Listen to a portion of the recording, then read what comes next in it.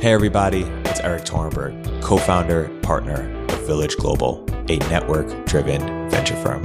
And this is Venture Stories, a podcast covering topics relating to tech and business with world-leading experts.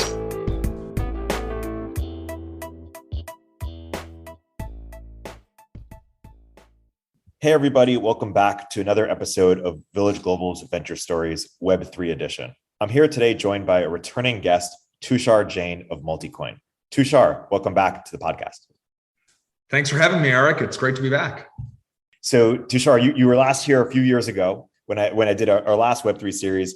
And I want to split this episode by talking about the past, what's happened the last couple of years, and then also going to what's next.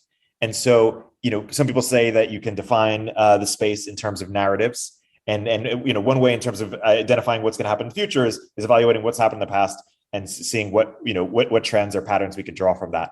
So when I look at the world in terms of what's gotten hot or what's taken off in different times, I think of, hey, there was DeFi summer, then it was NFTs, then there was a DAO moment, then it was play to earn, then it was metaverse. Then it was back to NFTs for a little bit, and meanwhile, there's been sort of the L2 wars, and even L1 as well. What would you add or edit to that sort of narrative compilation, or when you look back, let's say if people who haven't been as active in the space, how do you sort of like make sense of, hey, what gets hot and why at any given point in time, and how do you think about that as an investor? So I actually have been working on a thesis around this. I've been thinking about this for a while. My thesis, at least working thesis, is that every time we discover a new token distribution mechanism, it kicks off a bull market. So the data points that I have are 2013 was really driven, in my opinion, by the proliferation of proof of work coins. And there being many proof of work coins because it was proven at that point that, like, hey, this Bitcoin thing like functions. Then 2017 was ICOs. It was, we don't need to just mine the coins. We could also pre-mine them and sell them, and like everything works fine, like Ethereum did. Ethereum is like almost entirely pre-mined. The total supply, like 90% of it was pre-mined, and like it's fine. Then I think the next one was around these launch pads, like Binance Launchpad in 2019. If you remember, in early 2019, we had a nice little run. I think it was really catalyzed by, we can't do ICOs anymore, but we can do IEOs, which are different. Then we had DeFi summer in 2020, and DeFi was all about liquidity mining. Now, I would say that most of that liquidity mining was extremely poorly designed and incentivized a lot of wash activity, but it was a new mechanism of getting tokens into the hands of people for doing different things. And that kicked off, I think, the 2020 market. I think 2021 was kicked off by NFTs. NFTs were just a new token distribution mechanism.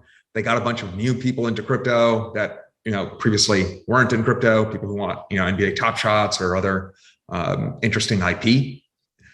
Then I think we had, this next kind of hazy level of like metaverse lands and such.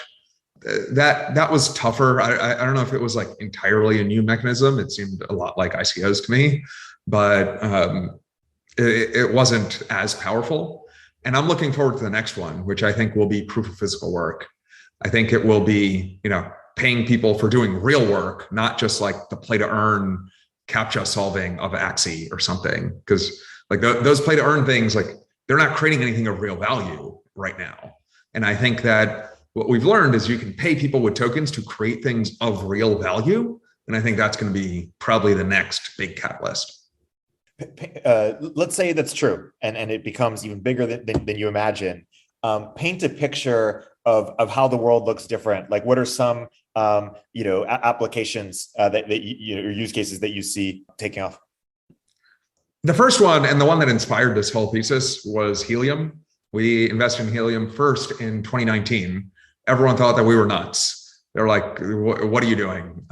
This is crazy. Right? Basically, no one else saw it. No one wanted to invest. But What we saw was a way to use tokens to coordinate people to do something that had previously required a large corporation, right? So for your listeners who aren't familiar with Helium, Helium is a blockchain-powered business model for deploying and managing wireless networks. If you look at how traditional wireless networks work, or wireless telecom companies work, you have AT&T, Verizon, Vodafone, whatever. They have a committee who sits there, decides where all the radios are going to go. They then go rent those towers or buildings. They buy the really expensive radios. They hire all the people to go out there and install them and maintain them. And it's just extraordinarily capital intensive. Helium flips that on its head and says, oh, this is just a big coordination problem. What if we can create a game that retail can play by putting up hotspots that can, beacon and challenge with each other and interact with each other to prove coverage and earn tokens for doing so in order to create the supply side of a wireless network in order to, have that there so the demand side can show up. So I would imagine that being a top 10 asset in the world where I'm right, because it's just such an absolutely enormous market. Everyone in the world who's connected to the internet, usually gets a wireless subscription. Many people don't even have home internet. They just have a wireless subscription in a lot of parts of the world. So this is a $1 trillion market annually. So I think that becomes really big. I would expect other things that we've invested in that similar thesis, things like Hivemapper, to also get very large. And we're actively looking for more proof of physical work projects. I've been looking for something around a decentralized energy grid. I haven't really found anything exciting yet, so we haven't made any investments in that category just yet. Been looking for other coordination problems where we are relying on a centralized authority to deploy some infrastructure that could possibly be deployed better by people being coordinated by tokens. Yeah, totally. If we're sitting here, as we probably will be 2 years from now, reflecting back on some of these other narratives, or as you described it, certain liquidity models that take off, or token models, just like we did the past 2 years. Besides proof of physical work, what's another one, or what are other ones that come to mind for you that haven't yet quite taken off or haven't been envisioned yet, but that you see have potential? Another one that I've been spending a lot of time on recently, personally, is a thesis I call data DAOs. This is actually similar to proof of physical work. They both come from like the same underlying thesis of, what are tokens good for? They're good for aligning incentives and coordinating people who may not otherwise trust each other. And so proof of physical work obviously has a physical component to it, right? It's in the name. You have to put up a hotspot. You have to put a dash cam in your car for Hivemapper, et cetera, et cetera. Data DAOs is the digital manifestation of that. So I was thinking, similarly to the proof of physical work thesis, like what is something that we can all do digitally and it's worth a lot, but if one of us does it, it's not worth very much. And the reality is, like, my data alone, not worth a lot. Your data alone, not worth that much. But if I can put together a database with 100,000 or 1 million people's social media data that is joined at the individual level with their e-commerce data, their search data, their location data, et cetera, and then anonymize that and allow advertisers to train on it or hedge funds to train on it, et cetera, like that is an extraordinarily powerful data set. And you want the value to then flow back to the people who actually contributed the data, right? This goes back to, there's this idea, I don't know if you remember this guy, Andrew Yang. He ran for president recently. He ran for mayor in New York, but he had this idea around data dividends, where he talked about how our data is so valuable, yet the people who make money off of it are like Zuckerberg and Google and like these giant corporations, and we don't see a dime of it. So I've been thinking, like, how do we coordinate a bunch of people to pool their data together and then actually earn based on like how valuable their data is, and not just let those profits accrue to these rent-seeking middlemen? Yeah. Do you have a sense for what first, like, will it be around social networks? Will it be around something else? Or like, what do you think are the first applications for data DAOs that might resonate? I think the first applications are what I was saying before. Get as much data as you can social media, like join social media tables across all the different social networks, and then join that with financial data and anonymize that there is extraordinarily powerful in and of itself. Like if you can add in the device and the location data, like that even helps further. But I think just those two things joined together is really powerful, because there's a big alternative data industry out there. You can go out there and you can buy credit card data, or you can buy, some anonymized social media data. But the problem is you're buying it, it's anonymized at the data set level. And you can't then join those tables afterwards. It's actually impossible. Otherwise, they did a really bad job anonymizing.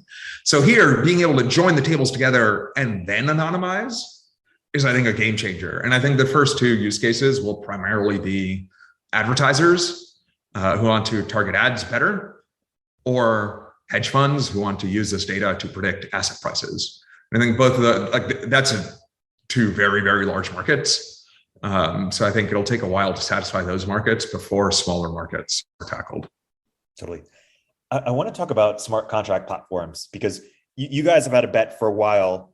Let's see if I can describe it correctly, which is basically this idea that Ethereum is not prioritizing relative to other things, scalability or usability or experience getting millions of users of the next users in the way that they should be. Maybe they're focused too much on decentralization or other trade-offs, and that there's going to be another platform that just focuses on that, or that prioritizes that. And your first bet, EOS or EOS didn't work out, but the next bet, Solana, more than worked out. And so, one, would you edit anything in terms of that thesis? And two, where are we going forward? I just saw in your interview with Packy that he asked you guys about, how many smart contract platforms or L2s will it be going forward, and you guys almost had a difference of opinion. I'm not sure if that's the case, but I'm obviously you guys agree on lots of things. But I'm curious if you could unpack that a little bit as well. Yeah, so I would say your assessment is correct. Our viewpoint has been that Ethereum has been focusing on decentralization for decentralization's sake. And they've gone past the point of diminishing returns to decentralization. We have to remember that decentralization is not a goal in and of itself. It is a means to an end. And we must question, what is the end that we care about? In my opinion, that end is permissionless access, which is sometimes also called censorship resistance, and it's credible neutrality. Those are the two things that matter. And I think that can be achieved with a minimum necessary level of decentralization without having to go too far. Because whenever you're building things at the very cutting edge of technology, you're at this Pareto frontier, and all these things have trade-offs. There's no one right answer. One thing is not going to be better than the other. You are trading off some attribute in order to get the other thing. And so Ethereum is explicitly choosing to trade off having cheap transaction fees and having more people access the system, being more scalable, in exchange for more decentralization than I believe is necessary. And I think that has hampered their progress, in fact. I think that's why ETH2 isn't coming out. Like, they changed it. Now they're like, oh, don't call it ETH2 anymore. We don't want to call it that. We're just going to merge to proof of stake. It won't make the chain any faster or cheaper, but we'll stop paying ETH to miners. So that's good, right? It's not actually solving the core problems. So I fundamentally think that Ethereum is lost because they keep looking at Big Brother Bitcoin, and they say, oh, I want to be a world computer, but I also want to be like Bitcoin. And I think that's just the wrong frame. I'm sorry, Ethereum, you will never be as decentralized as Bitcoin. It's not going to happen in any foreseeable future that I can envision. And so trying to compete on that dimension against Bitcoin while trying to compete with Solana in terms of scalability and ease of use for regular people is really, really hard. And so they've created this whole complex system of, we'll have layer twos that'll all bridge to each other, and the wallets will automatically figure out where they're supposed to point to, and your assets are on this shard versus my assets are on that roll up, and somehow it'll intercompose. And I think, in theory, this all sounds plausible. But then you talk to any engineers who are not just researchers who actually have to build this stuff, and they're like, I have no idea how any of this is going to be implemented. It's going to take us a decade to even potentially figure it out. So I think our perennial Solana thesis is that technical scalability creates social scalability. because you just want to simplify the system. You want to give people a simple shelling point to rally around, a system that can work at that level of scale, and people don't have to figure out all this complex L2 stuff and all these other pieces. As to how I think the ecosystem will eventually evolve, my expectation is there will be a monolithic chain at the center of the crypto ecosystem that will be kind of like, think, like the biggest city, right? If you're a Star Wars fan, this is Coruscant, all right? It's the world city. It's enormous. This is where, tremendous amounts of economic activity happen, because DeFi needs that. You can't shard an order book. That's a nonsensical phrase. No one's like, I'll go to the order book with the sixth best offer. Like, what? Is that a joke? All right. Like, you can't shard an order book. We believe that order books are the way to clear risk. There's a reason why almost all of the trading volume in the world trades on order books. It's because, that is how people know how to trade risk. That is the right primitive to trade risk. So I think that activity lives on this giant monolithic chain, the Coruscant of chains, right? And then I think you have bridges to lots of smaller app-specific chains, right? Like if you're building a game that has some tokens involved in it or has NFTs involved in it, that can live off in its own zone, right? It can be a Cosmos zone. It could be, you could run your own Solana fork. You could have a roll-up, using EVM somewhere. You could use an Avalanche subnet, Polygon supernet, any of these things all bridge back together. But I think the vast majority of the value will be captured in that world city, in that, big base layer, which is where everything basically settles down to for the ultimate place where risk clears. Like, what is going to determine who's going to be that major player? Oh, that is such a good question and really hard to answer, because the reality is technology is path dependent. The best tech does not always win. There's a lot of nuance to, just like what caused Windows to win back in the day. Now Mac seems to be making quite a comeback, but it's a duopoly. What caused iOS to really take off, right? So I think what will matter is probably a single variable.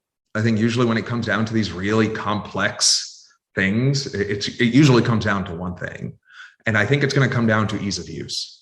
I think it just needs to be easy for regular people to use it. You shouldn't need to be, 24/7 obsessed with crypto and keeping up with everything to use these products. You should be able to load up your wallet, do your transaction, and then go about your regular life and not have to think about any of this, not have to think like, oh, well, which chain am I on? What shard should I point to? I'm just imagining my mom asking me that question so she can send a payment to my sister or something, right? Like that's not how the future is going to work. So I think the variable to optimize for is simplicity of user experience. Yeah. And if Vitalik were listening to our last 10 minutes or so of conversation, or take the smartest kind of, person in Ethereum, if not Vitalik, where would they disagree? Would they say, hey, everything you said is correct, but we're going to figure out this new technical solution that enables us to do both, win on both axes? Or would they quibble with any of the characterizations that we've discussed? What's your take? So I have a tremendous amount of respect for Vitalik. I think he's one of the greatest thinkers of our generation. I've read everything that he's written on his blog and learned quite a bit. I think he would probably disagree with me on Ethereum optimizing for more decentralization than is necessary. I think they just have different values on this. I think they're trying to build something that is World War III proof. And the way I think about it is like, if World War III happens, we're all dead.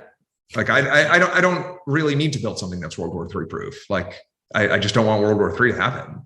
Right. But like the internet turns off. Like I just, if you're going to try to build something that's World War III proof, like maybe Bitcoin over shortwave radios bouncing off the ionosphere going around the world, like maybe it works. But like really the only thing that's going to work post World War III is like your currency becomes ammunition and like canned food, right? Like that's what's left. And so I think that's probably where they would disagree, is on the mission. Like, what are they trying to build? And I don't think we're trying, like, I'm not particularly underwriting like the ability of a platform to survive World War III. Right. And so Ethereum aside, then Solana isn't the only other competitor. There are others that are gaining steam. How do you compare? Like, what trade-offs are they relatively making when you look at the landscape outside of Ethereum and compare Solana to some of these other ones? So there's a handful of other chains out there. I think Cosmos is one of the most interesting ones because they have chosen explicitly to like not capture value in their native token in order to create a more valuable ecosystem, right? So for your listeners who may not be familiar, the way that Cosmos works is that they open sourced their chain technology. It's called the Cosmos SDK. It uses Tendermint consensus. Anyone can spin up their own chain with their own token, their own validators, and they never have to pay any fees back using Atom tokens or do anything touching Atom tokens. I think this is really interesting, and we've seen a lot of tooling develop in this Cosmos ecosystem. And I think, they have a really good shot of being the underlying technology that powers many of these app-specific chains in this vision that I was talking about earlier, where you have Coruscant, the main city, and you have all these other smaller app chains. I think Cosmos SDK has a really decent shot. Now, we don't own any Atom because I don't think it accrues value, but that's okay. Like, I think the team prioritizes changing the world more than accruing value, and I kind of respect that. The other approaches that I've seen are all like basically optimizations around the edge, right? Like you have Avalanche with their different type of consensus, but they're basically running the EVM with some modifications. I don't actually see that as a meaningful like difference from just Ethereum. In fact, I would say for many of the chains, the alternative chains, like Phantom is another one, right? Like many of these chains that are just like EVM chains, I don't think they actually own the developer relationship on any of their developers. Their developers are Ethereum developers who happen to be deploying on Binance Smart Chain, or happen to be deploying on Avalanche, or happen to be deploying on Phantom at the moment. But the relationship is actually owned by Ethereum. Ethereum controls that virtual machine. They can change it, right? So really those developers are developing for Ethereum. So I think in reality, there's only 3 ecosystems out there in like smart contract ecosystems. EVM is the largest. I think Solana is a close second now in terms of quality. Quantity, it's a bit less, but it's growing faster. And I think Cosmos is the 3rd ecosystem. And I don't think actually these other things are ecosystems. They're actually just like subsets of the EVM ecosystem. It's interesting. I want to circle back to something you said in an interview, segueing a little bit to DeFi. You mentioned, there's a question broadly is, how is DeFi and TradFi going to work together? And what is the experience going to be for the user, the customer? And you mentioned that DeFi is going to be the back end. What were the global back end and going to provide liquidity pools or democratize liquidity pools? Why don't you unpack what you mean by that and how you see that playing out? Yeah, for sure. So I don't think that regular people will necessarily interact with DeFi themselves. I think that there are some things that people want from financial services that DeFi cannot provide, which is they want to be able to call someone and ask questions. They want a reset password button, right? Like they want some of these amenities that they've gotten used to. And like a significant majority of the world wants those things. And those are valuable things.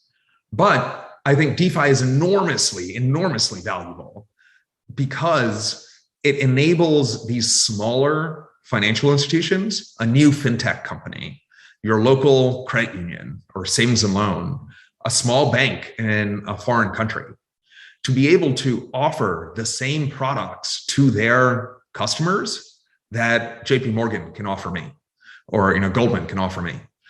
And I think that's profoundly powerful. The simplest example of this is the ability to offer dollars to people in countries that don't allow them to have dollar-denominated bank accounts, right? So obviously, you can build a fintech company and hold USDC, which is fully backed by dollars in a bank account, audited in New York State, all that good stuff, right? And you can offer that to people in India or Brazil or Argentina or Venezuela, wherever, where they want to hold dollars. And that's just like the simplest example of how I see DeFi evolving. But I imagine that it's going to then broaden to things like equities, right? It's actually incredible to me when you think about it. Like, most people in the world cannot access equities. I was talking to my cousin. He's in India. He's an engineer. He works at one of the IT firms there. He loves everything to do with Google. He literally cannot buy Google shares because it doesn't trade in Mumbai, and he's not wealthy enough to have a foreign brokerage account. But I can imagine, when you have derivatives for any asset trading on something like Mango Markets on Solana, then you can have a local company there spin up a front end that lets you buy Google stock, and then they go hedge it on the DeFi market because they have the ability to do that, whereas otherwise they wouldn't be able to. And so I think that's where like most DeFi usage really comes in. I think DeFi becomes this back end, these rails, but customer acquisition, regulatory compliance, all these things need to live at the front end.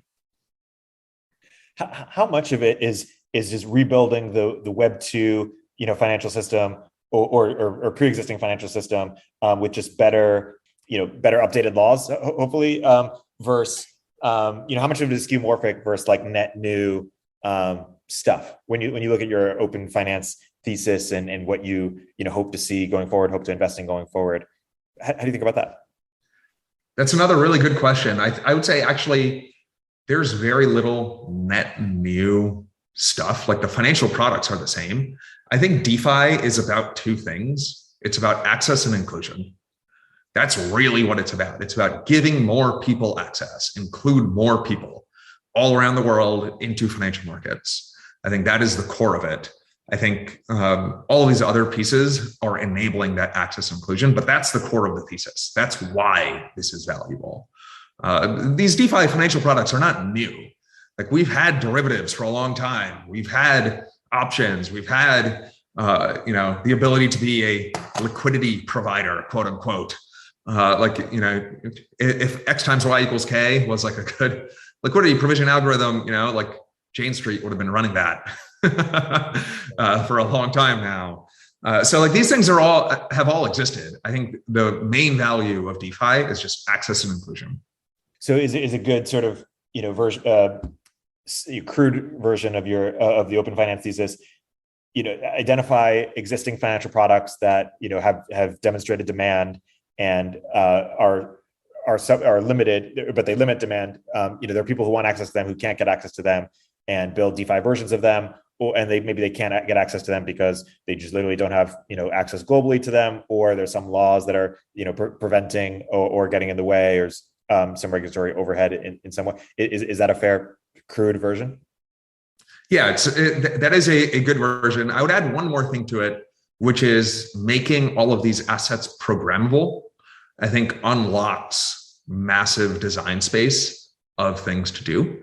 Now, this hasn't really happened yet, right? Like, we see the promise of it, but the example that I'm really looking forward to is if I can prove that I have held Apple shares for 10 years, that I get a discount on my Apple products, right? That would be a new financial product.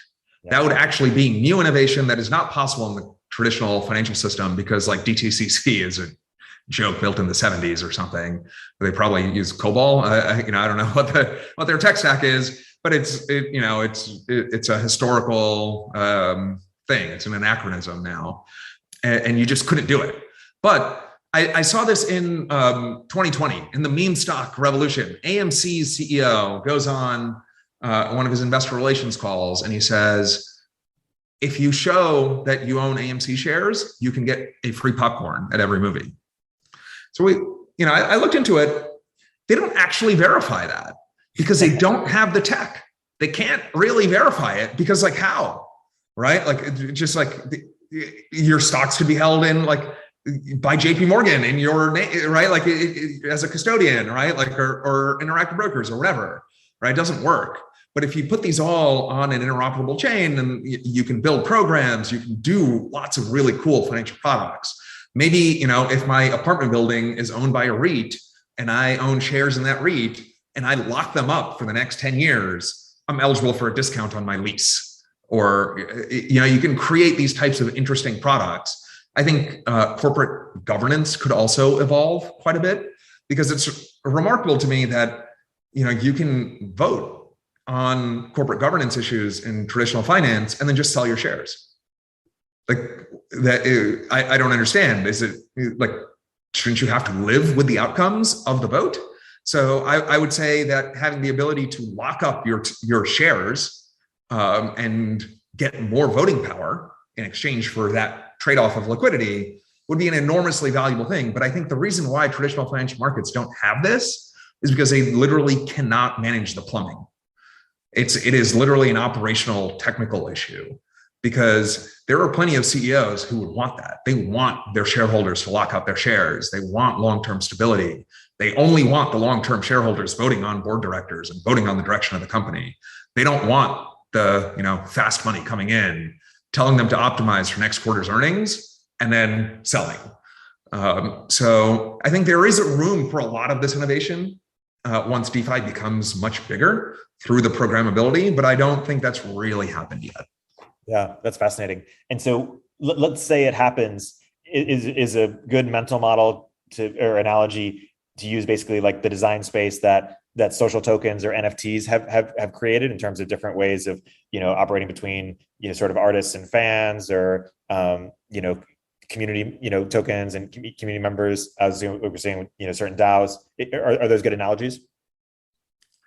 Those are good starting places. It's just so early. Everyone's kind of still in the brainstorming phase. Yeah. Right. None of these things have really happened yet. We need more regulatory clarity, honestly, before that happens. I'm optimistic that we will get more regulatory clarity. I think uncertainty is the worst of both worlds. So I think that will significantly help with that innovation. I think that people are playing with the right ideas. But once you start incorporating, like real businesses with lots of cash flows into it, it can get a lot more exciting. Yeah, totally. I want to transition to another leg of your thesis, which is global state-free money. One question related to markets today: how should we think about Bitcoin, as you tweet about this, Bitcoin as a hedge against inflation? Because that was always the hope, right? But we haven't quite yet seen it. In fact, it seems correlated with the market. What's your take? I used to see Bitcoin as two things. It was supposed to be an inflation hedge or a hedge against monetary debasement because it's scarce and no one can change it. And it's a censorship resistant, permissionless system. So you can travel across borders, you have your seed phrase memorized in your head, and you can travel across, you can go anywhere in the world and take your assets with you. I no longer believe in the former. I don't see Bitcoin as an inflation hedge anymore, because the reality is we have empirical data that shows that the traders and the institutional investors who are driving that market don't see it as an inflation hedge. They see it as a risk-on asset. And I don't see how this risk-on asset turns into a risk-off asset. I just don't see what that path is.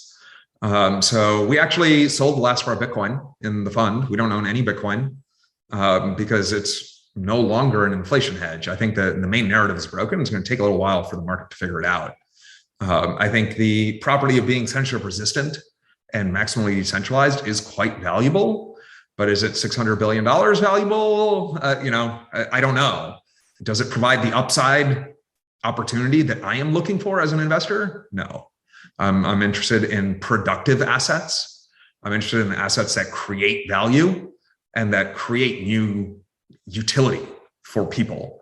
I'm not necessarily interested in, Austrian economics versus Keynesian economics. I think crypto breaks down into these two camps. There's tech crypto and there's money crypto.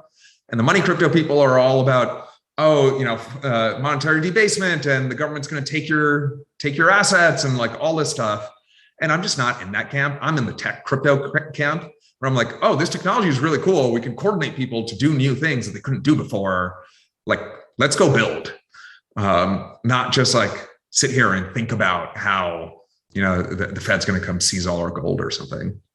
Yeah. One of the things you mentioned in your previous interview is that one of the reasons you got so excited about Ethereum initially is that you saw the path for it to enable internet native organizations that could, you mentioned that only 3 organizations hire over 1 million people or something like that, like the government, army, or and Walmart or something like that. And unpack that a little bit. Like, how are we going to have organizations that coordinate millions of people, or like, what does that look like? It's a really good question. So I've thought about this quite a bit. I think what blockchains enable with their scalable incentive alignment and coordination technology is the ability for small professional teams spread out all over the world to coordinate with each other to compete against what have traditionally been top-down large centralized corporations. I think those large centralized corporations have a ton of inefficiency and corruption and just like loss. They're very lossy as an economic object, but they've been the best coordination mechanism so far because, let's go back to that helium example. Like, you need AT&T or Verizon or Vodafone or one of these things to decide, I'm going to roll out a wireless network across the entire country or across, the entire EU or whatever the region is, right? And you need that scale to be able to do it.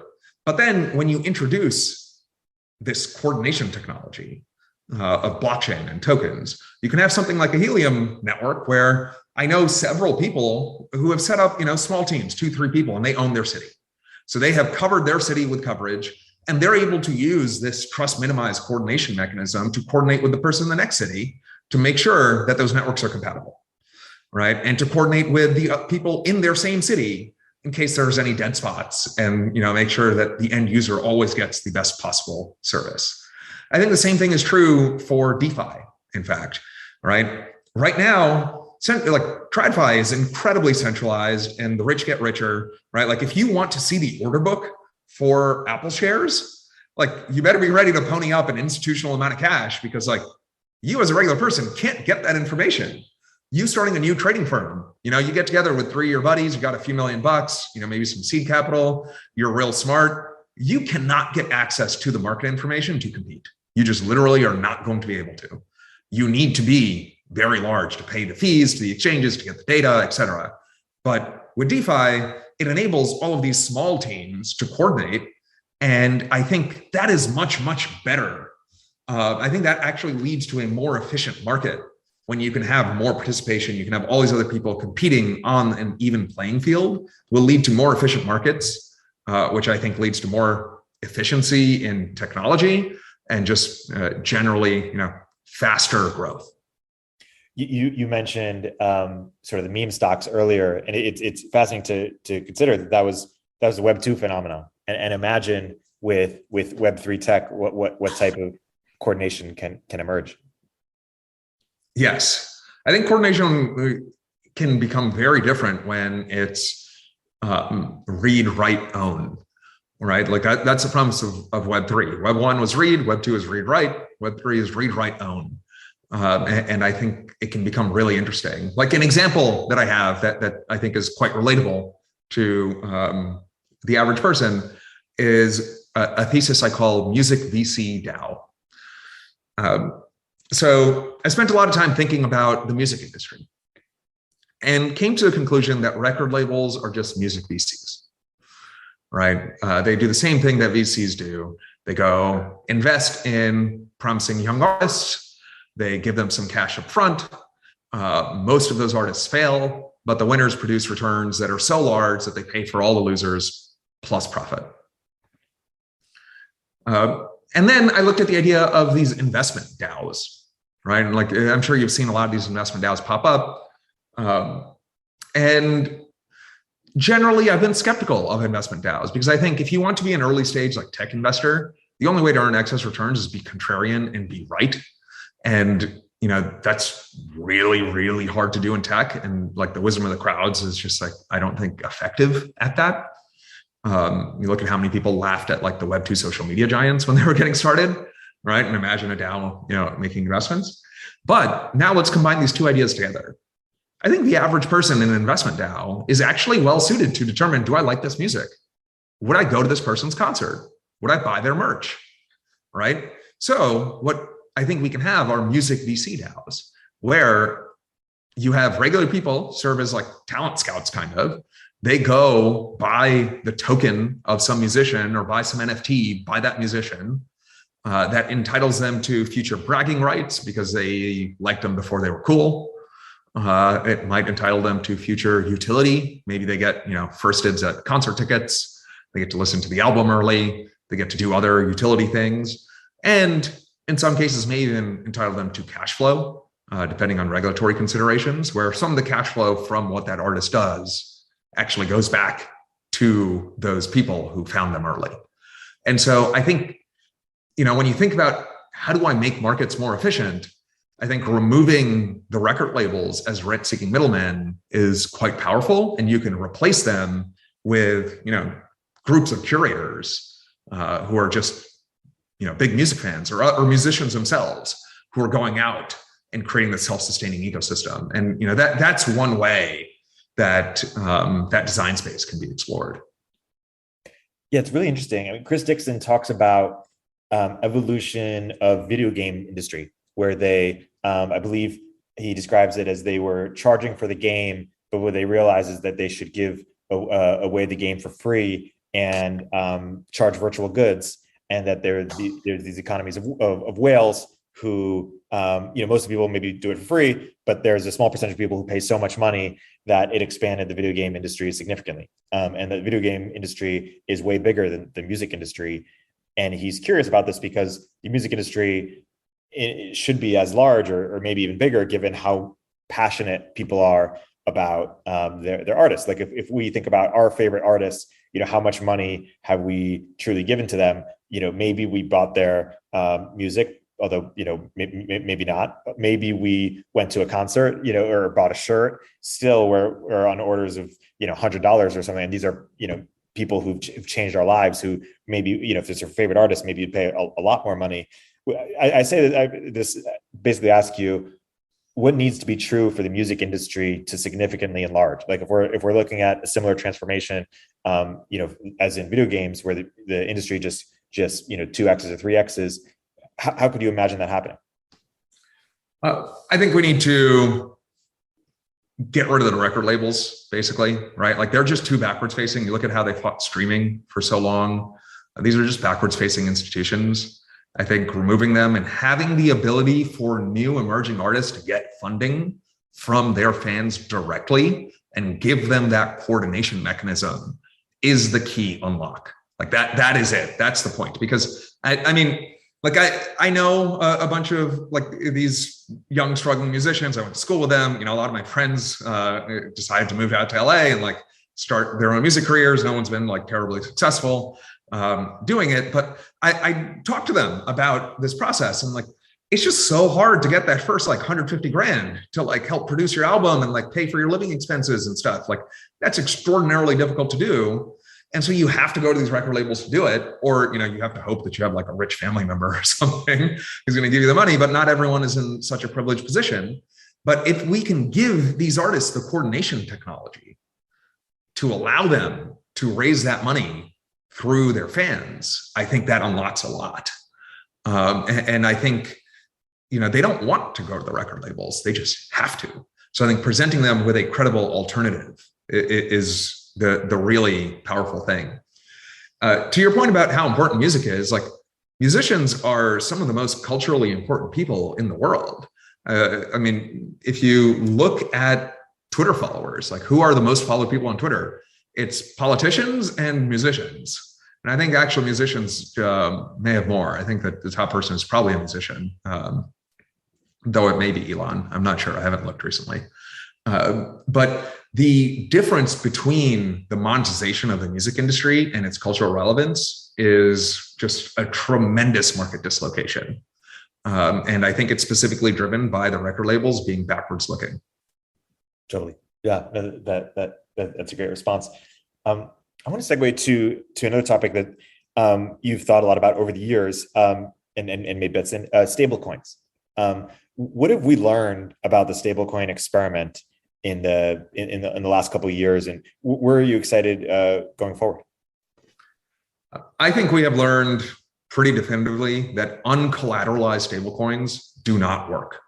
I believe that with complete conviction, and I very rarely believe things with complete conviction. Here's my logic. If you could make an uncollateralized stablecoin work, that means you can print dollars without any backing, which means you are now in charge of US monetary policy. This is clearly impossible. This is not how the system works. This is alchemy. You're sitting there trying to turn lead into gold, and there's just not a physical process or a chemical process to do such a thing. It does not exist. I think that algorithmic stablecoins are okay as long as they're fully collateralized. So I'm a big fan of DAI. DAI has been stable for a long time. It's fully collateralized, over collateralized, in fact. And I think that's DAI's biggest problem, is that it is over collateralized. You have to put in like $2 of ETH to get one DAI out. And that makes it quite restrictive, actually. And so we've seen that the demand for DAI has grown more than the supply, in fact. And the MakerDAO team had to allow people to deposit USDC into MakerDAO vaults in order to get DAI out, in order to just satisfy the market's demand for DAI. And like, that's clearly a problem. Now, if you're just gonna wrap USDC, you might as well just use USDC. What are you doing? So we made a significant investment in a protocol called UXP. They have a stablecoin called UXD, which is, I think, probably the most efficient way to do a fully collateralized, decentralized stablecoin. So the way that it works is go long spot, short futures on decentralized exchanges. That way, no matter what happens to the price of the asset, you always have a dollar's worth of that asset. And I think that is, really valuable to get it to be exactly 100% collateralized. So you're not wasting collateral, or it's not, so inefficient. So I'm pretty excited. It's very early days, right? This is just the beginning of the experiment. I believe that's the best design. I'm looking for other designs as well, but I do fundamentally believe that uncollateralized stablecoins will not work. And I hope that we don't try this experiment again as an industry. Too many people get hurt when you do it. Unless there's a particularly compelling reason, I just can't imagine it being worth the pain as an industry to have all these regular people go put their money into UST and lose it all. It's terrible. Yeah, totally. When you say you're open to new designs, do you have something in particular, or do you just say, hey, we may not have figured out yet, and maybe there'll be new emerging? Yeah, it's just unknown unknowns. I don't know what I don't know. Totally. There's a lot of smart people out there. They'll come up with new creative stuff, and I never want to close it off. Yeah. Always interested in learning. One thing you've written a bit about and has been in the zeitgeist recently is block space. What is the right way of should we is bandwidth the right analogy in bandwidth, or what's the way we should be conceiving block space, and what's important to know about it, or what's the mental model we should have about it? I don't know if I would call it bandwidth, though maybe. I would say it's a combination of a couple things. Really, it comes down to having state in this globally shared database, and just having that state available is valuable, and then being able to change that state is valuable. And I think demand for both of those things is going to go up. That's what I mean by demand for block space. Is demand to have state that is trust minimized and credibly neutral, and then the ability to change that state. And I think the demand for block space is going to grow faster than anyone realizes. I think it's going to grow probably by 100x in the next 2 years, maybe 1,000.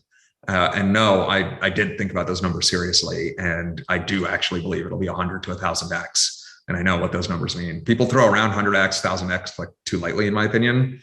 I think if you look at the demand for block space over the past 3 to 4 years, you've seen just a tremendous amount of growth. I haven't done the calculation, so I can't say for sure, but I would say it's over 1,000x. And what are the implications of that if it has that significant growth? I think it creates more room for composability. because you have this giant amount of state that you can then compose with in a trust minimized, credibly neutral, permissionless way. And I think that's probably the biggest outcome. And then we get net new, things that we haven't yet, or just certain remix it, or just that's where a lot more innovation happens. That's where the space just moves a lot faster. Exactly, right? Like, so think about it this way, like going back to the music VC DAO idea that I shared, right? Like now we're talking about this speculatively. It doesn't necessarily exist in production in any significant scale today. But now imagine a world where music VC DAO has been around for 10 years and you have all of that state, all of that history is available. Then I can know that, Erik, you're a great curator. You've got great taste in music. Turns out you find these bands really early. Now, maybe, that leads to more efficient markets. Once you find that person, maybe that leads to them specifically seeking you out, right? Or seeking out people like you. And that state is then delivering more value. Maybe you can tokenize that reputation that you have and create a brand, doing something else around that, where you're a promoter, you help put on concerts, that kind of thing, right? So like there's just like all this design space that opens up once you can prove stuff. And right now it's so hard to prove stuff in a non-legal way, right? Like the way that people prove stuff in the real world today is they make a representation and they sign a contract, right? And I think being able to cryptographically prove stuff that then can be composed with is just such a massive breakthrough. And I don't know what all the things it'll enable, right? Like, we're sitting here, it's like, 10 blind people and an elephant, and I'm feeling its ear, and I'm like, it's a fan, someone's feeling its legs, like it's a tree, right? So we're still feeling it out, but it's clear that there's something here, and that composability will unlock a bunch of use cases that we simply can't imagine. I'll end with an analogy. I just want you to think back to your life before mobile, before smartphones. That was not that long ago. How long have you had a smartphone? Like maybe 14 years? Yeah. Like maybe, right? That's when I got my first BlackBerry, and then I, quickly repented for my sins and got an iPhone. And think about how different your life is because of all of the new applications and use cases and utility that technology unlocked. I think that is what we're looking at with blockchains as well. I think we are right in the 2012 era of mobile, where it's like the promise is really clear. A lot of smart people are excited to build. A lot of smart people are excited to invest, but the apps haven't really gotten mainstream yet. Not like they are today. And I think that we are in for a decade of tremendous compounding. I think this is the golden era of investing in crypto. Yeah, and that begs the question. Is there an iPhone moment? What is the iPhone moment? Is it more of a collection of moments? How do you make sense of that? It's hard to point to a single moment. It's not going to be like one moment. Even with mobile, it wasn't the first iPhone, right? It was the first iPhone, but then you needed the App Store. Then you needed 3G for, high bandwidth internet access. So you needed some of these components to come together over time. I think we have some of those. I think the first thing that you need is a scalable blockchain that can handle 100 million or 1 billion users. I think you need to be able to access, like have all those people access the system. Otherwise, like it doesn't work, right? I think you need data availability. I think you need storage. I think you need these Web3 primitives to really be there. And I think we're pretty far along. In fact, I think that, the first dApps that are really reaching product market fit are these NFT applications. These have reached outside of the crypto community to like net new people. Millions of people are coming into crypto because of this. And the reason why NFTs really took off last year is, I think, because the Web3 stack was mature enough for them to do that. So I would say we're in the midst of that iPhone moment right now. It's probably, a year, give or take, of like iPhone momentness. But hard to be more precise than that. It's false precision if you try. Yeah, totally. So in closing, we're at a bear market, and you're more bullish than ever, maybe. How do you reconcile this? When are we going to start to see it? I think that this market is not driven by crypto factors. I think this is entirely driven by macroeconomic factors. It's just a move, towards the risk-off part of the risk curve, and that's what's driving all of this. In fact, I think idiosyncratic flows to crypto are quite strong. It's just the systematic de-risking of the entire financial system, which is causing this performance, which I think is a market dislocation, in fact. And sophisticated allocators should be looking at that dislocation as an opportunity. And in fact, many of them are. So I'm quite excited about that. I don't necessarily have a time frame in mind because I think it's driven by macro things that I do not consider myself to an expert in. I like to stick to things where I actually have an edge. But I think about the world, on a longer time frame. I'm thinking 2 years plus out, and I'm very excited for the crypto industry, in that time frame. And when you say market dislocation, are you referring to an opportunity for some of these, DeFi and other things that we were talking about to get more usage, or what were you meaning when you were referring to the market dislocation? Oh, I just mean that all of crypto has sold off, the high quality assets along with the low quality assets. And if you have the ability to differentiate between the two, those are usually the best times to buy the high quality ones. Yeah. It makes a lot of sense. You guys certainly have, and we'll do so in the future as well. Tushar, this has been a fantastic episode. Thanks so much for coming on again, and I'll look forward to the next one. Absolutely. Thank you for having me.